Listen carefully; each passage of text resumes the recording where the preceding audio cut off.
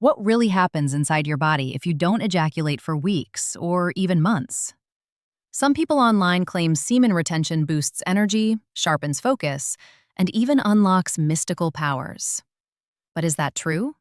Or could holding back ejaculation for too long actually harm your health? I'm Dr. Nova Elish, and today we're cutting through the myths with science, exposing the real risks of semen retention and what happens when you go too long without releasing. To understand semen retention, we need to start with the basics. Ejaculation is not just a one-time event, it's the visible end of a continuous biological process. Inside the testicles, millions of sperm cells are produced every single day. This process, called spermatogenesis, takes about 64 days from start to finish.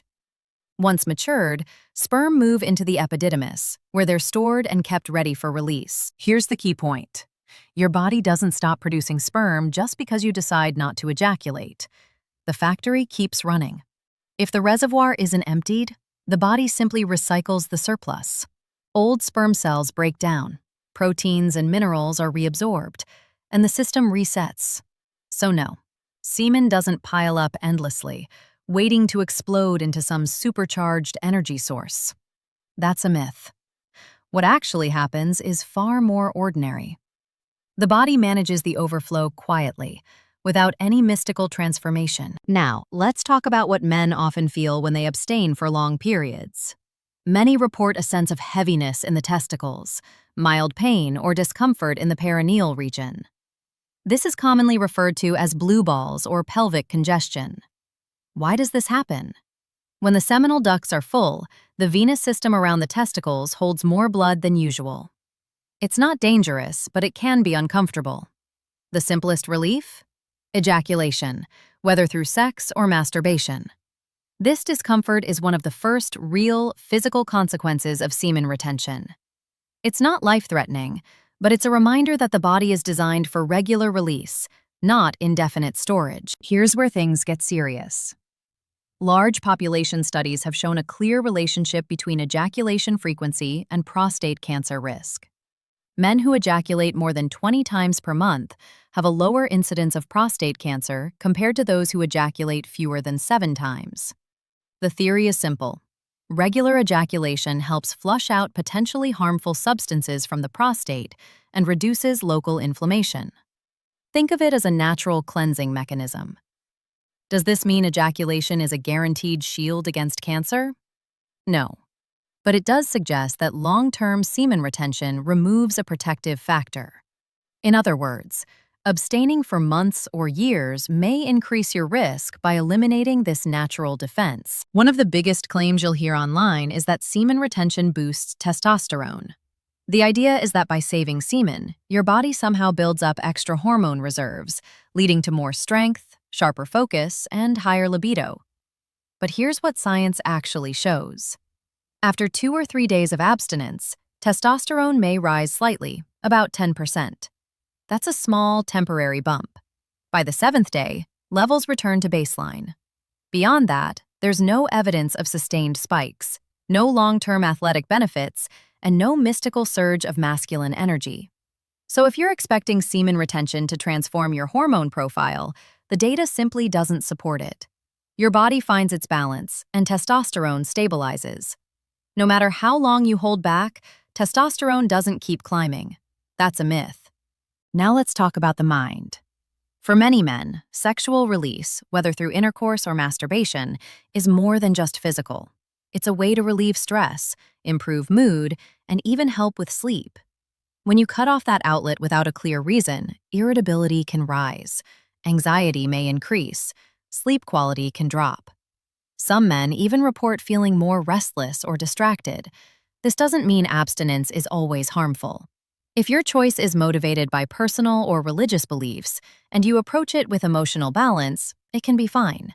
But if you're doing it because of online pressure or unrealistic promises, the mental strain can outweigh any supposed benefits. Why sacrifice your peace of mind for a practice that science doesn't back? Another risk that rarely gets discussed is erectile function. Erections aren't just about sex. They're a natural way to keep penile tissue healthy. When blood flows into the corpora cavernosa, It oxygenates the tissue, preserving elasticity and strength. If erections and stimulation become rare, especially in middle-aged men or those with risk factors like diabetes or hypertension, the tissue can undergo changes. One of these is cavernous fibrosis, a process where the erectile tissue becomes less flexible. The result? Erections that are weaker, less full, and harder to maintain. This isn't immediate, but over months or years of inactivity, the risk grows. Regular sexual activity, even if it's just occasional masturbation, helps maintain penile health by keeping blood flow active.